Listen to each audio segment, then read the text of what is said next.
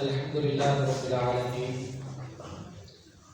والصلاة والسلام على سید الانبیاء والمرسلین محمد وآلہ واصحابہ ومن تبعهم بإحسان إلى يوم الدين أما بعد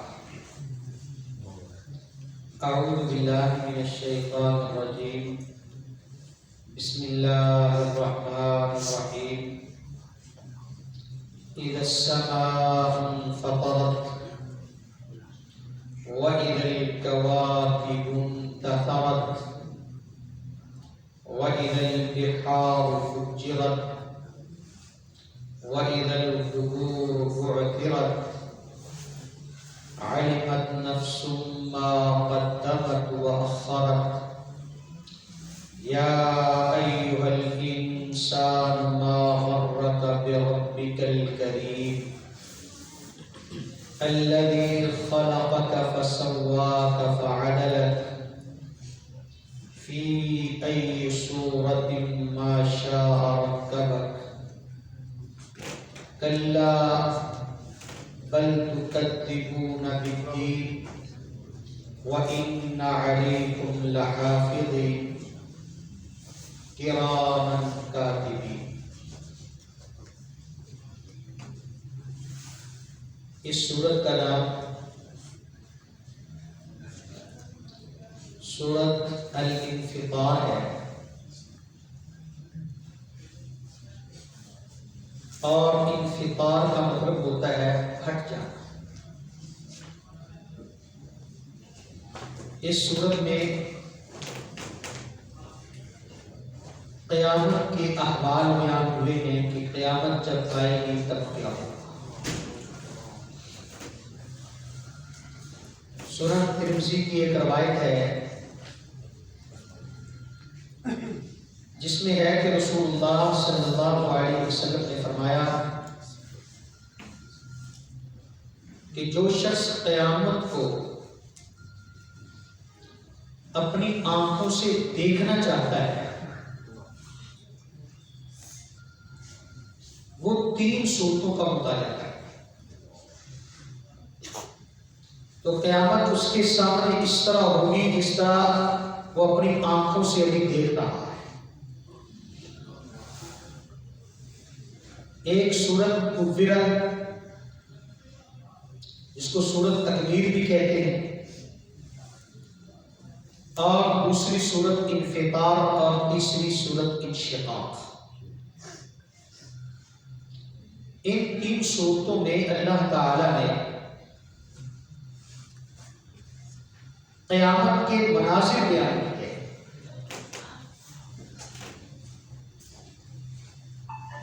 تو اس میں اللہ تعالیٰ فرماتا ہے اس صورت میں بڑا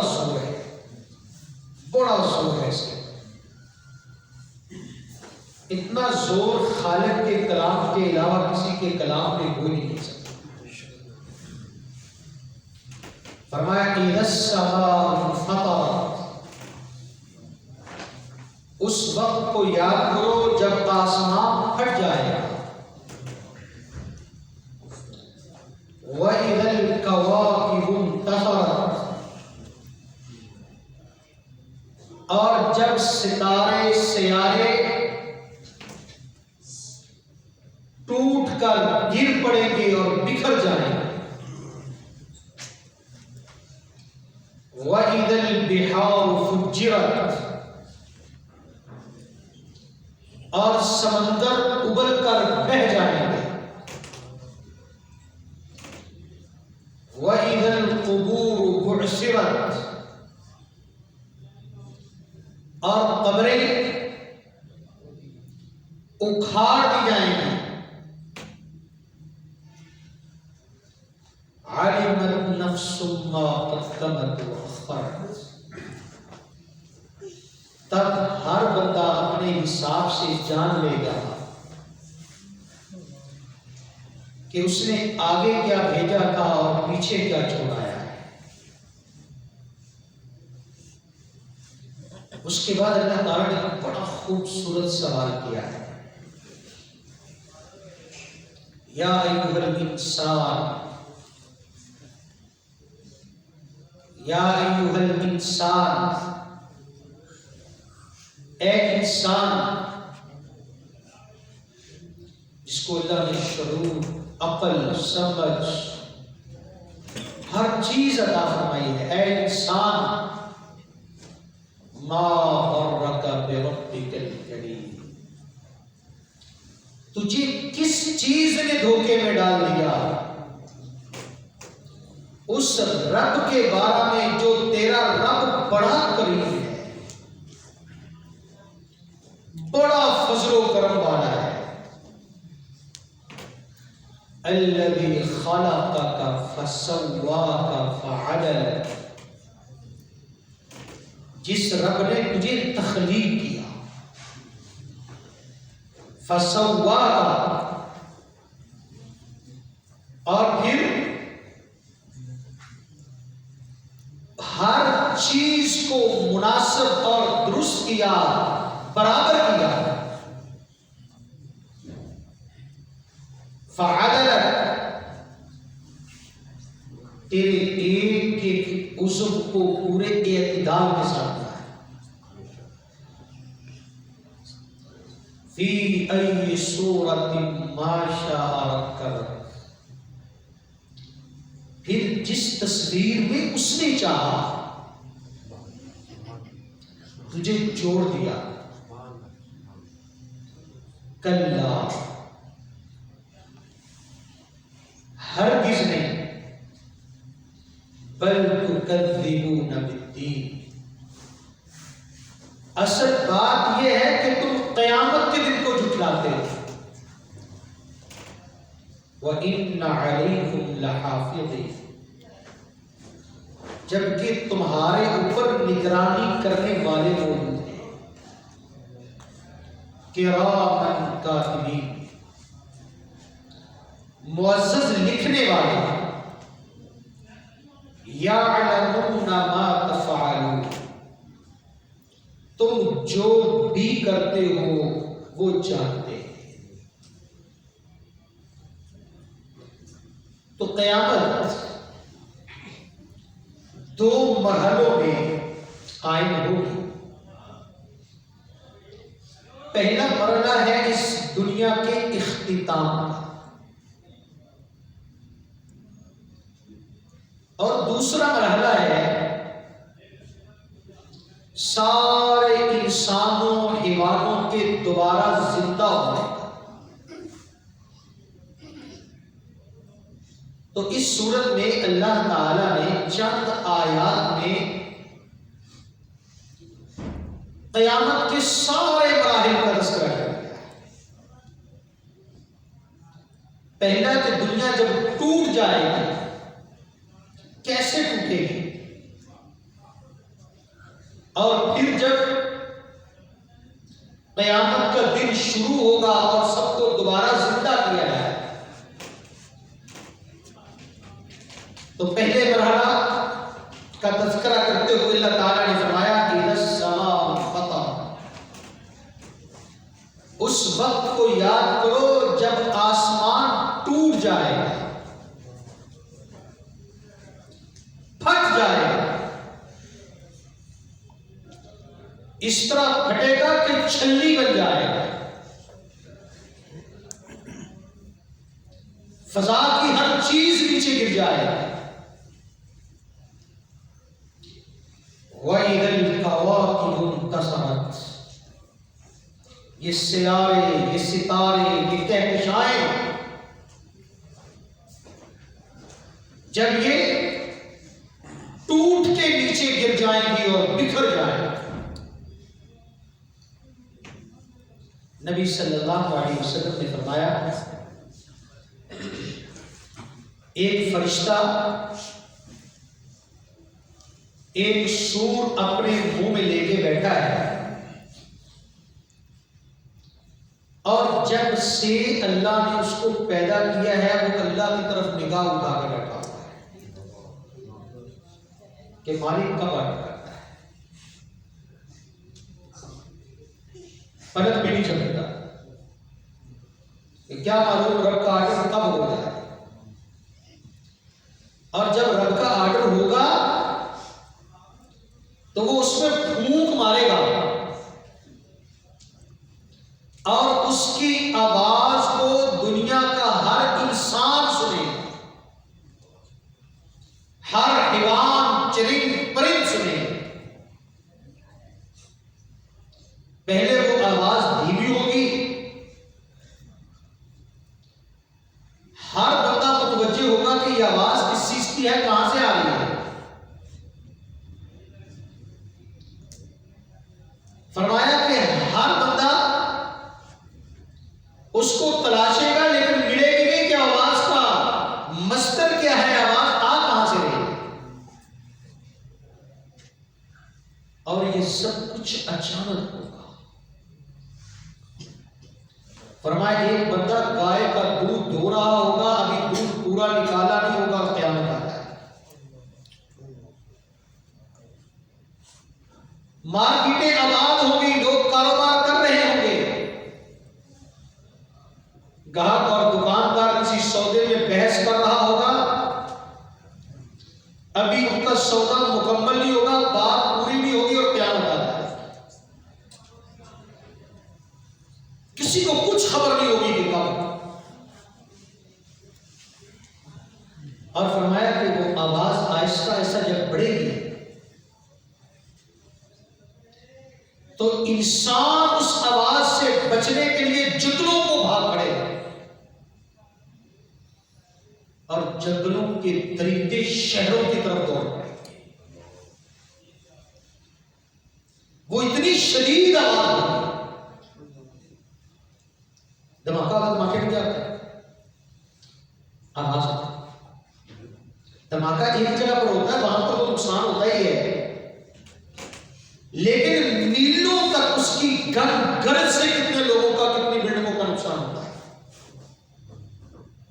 یہ قیامت ایک دھماکہ ہے۔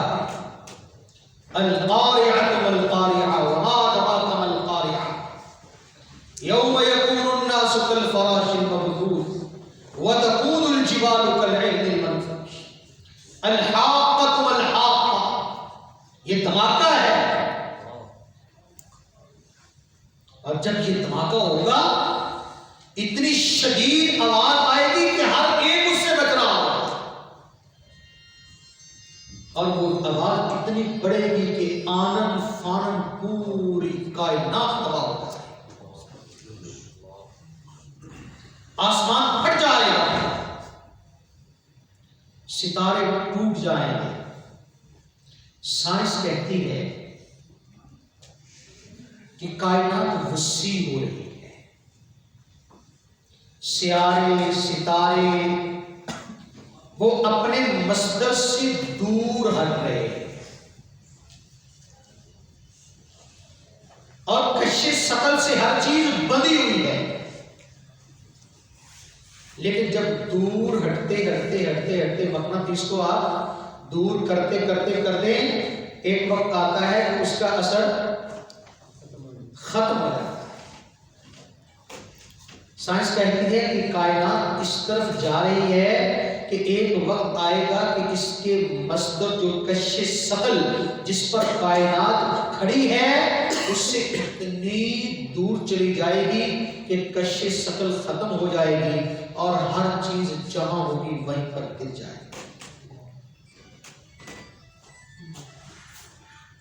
ہر چیز اپنے مصدر سے جا رہی ہے، ٹوٹ جائے گی، اور کائنات ٹھنڈی ہو رہی ہے۔ قیامت آئے گی، کب آئے گی یہ اللہ کو معلوم ہے۔ اللہ اکبر۔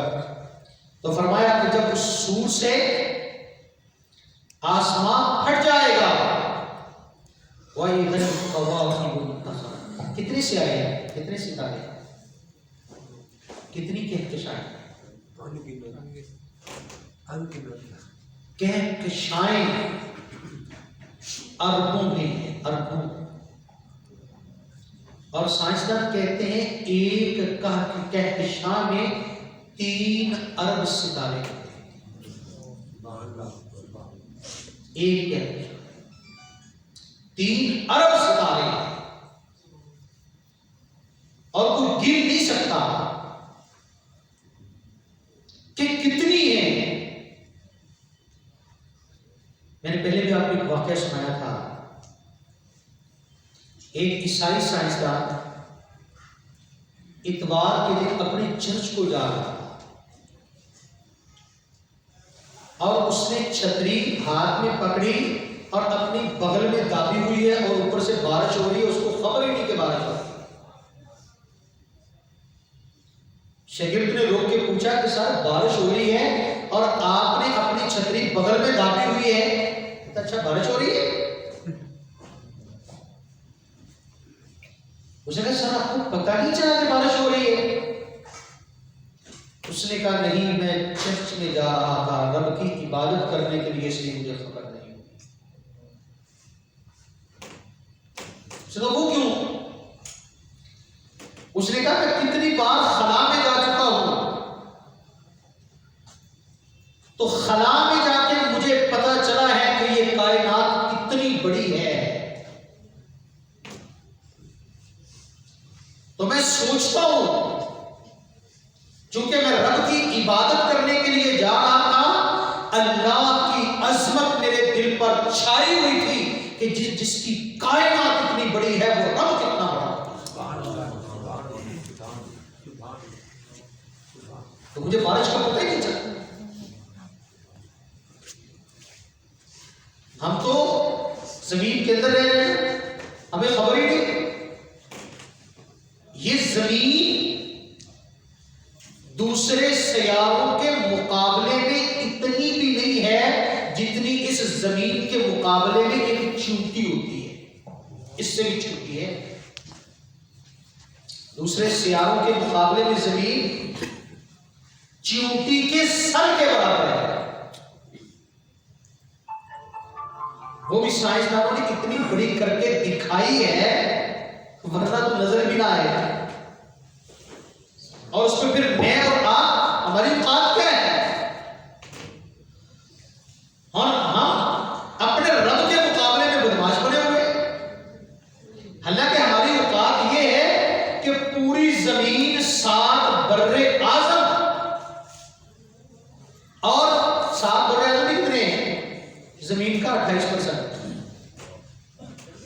7 برے اعظم زمین کا 28%، 72% سمندر ہے.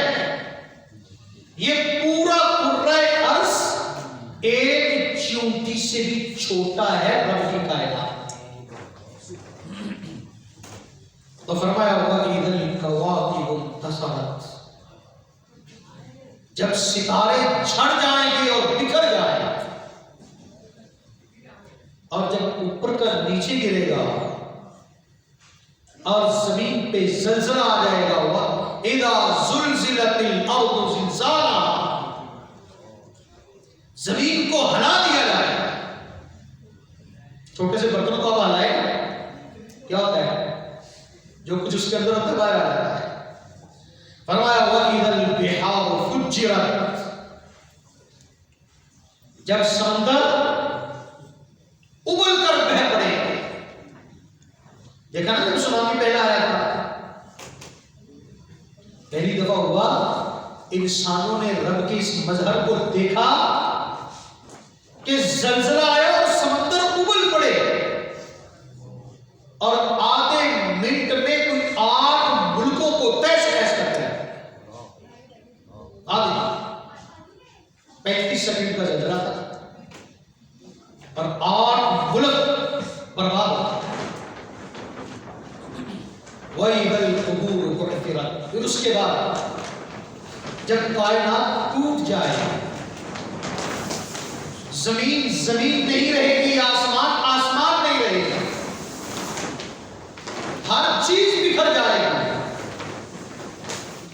پہاڑ ریزہ ریزہ ہو جائیں گے، روئی کے گالوں کی طرح اڑتے پھریں گے. اور اس کے بعد دنیا ختم ہو جائے. پھر جب اللہ چاہے گا پھر اسی فرشتے کو دوبارہ حکم ہوگا،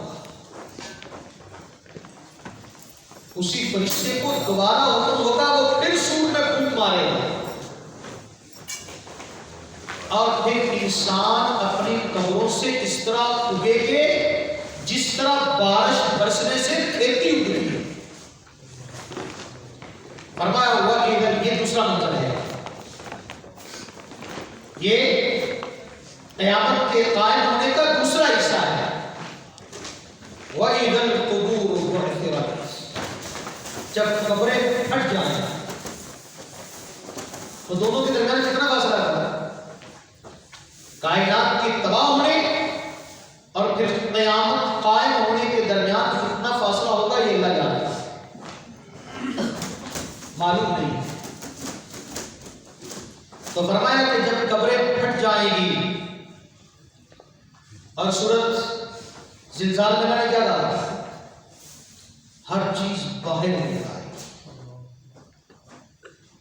قبروں میں اللہ رب العزت اس طرح انسانوں کو اگائے گا جس طرح کھیتی اگتی ہے، کیونکہ انسان کا بھی ایک بیج ہے، وہ بیج خواہ یہ ہڈیاں گل جائیں، جل جائیں، مٹی بن جائیں، لیکن وہ بیج باقی رہتا ہے۔ آپ کو پتا ہے یہ جو ہوتا ہے نا جہاز، ہوائی جہاز، اس میں ایک چھوٹا سا گیند المار ایک آلہ ہوتا ہے، جہاز کو آگ لگ جائے، جہاز ریزہ ریزہ ہو جائے، وہ آلہ ایسے مادے سے بنایا ہوتا ہے کہ وہ ٹوٹتا ہے، اسی سے پھر تحقیق کر کے پتہ چلتا ہے کہ حادثہ ہوا کیوں۔ تو انسان کے اندر بھی ایک بیج ہے، اسی سے انسان دوبارہ اگے گا، اور پھر جب انسان قبروں سے باہر نکلیں گے پھر پورے دنیا کی چاروں طرف ایک آگ لگ جائے گی، وہ آگ ساری دنیا کے انسانوں کو اکٹھا کر کے میدان معاشر میں لے آئے۔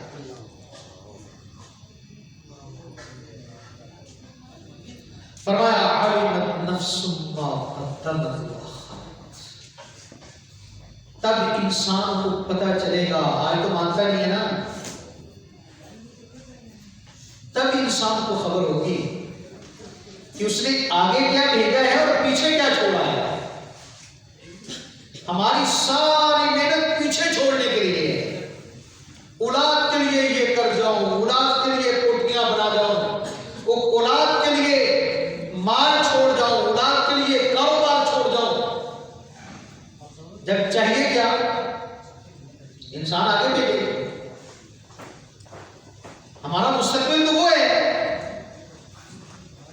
لیکن یہ انسان بیچارہ اپنی اولاد کے مستقبل کے لیے ساری محنت کرتا ہے۔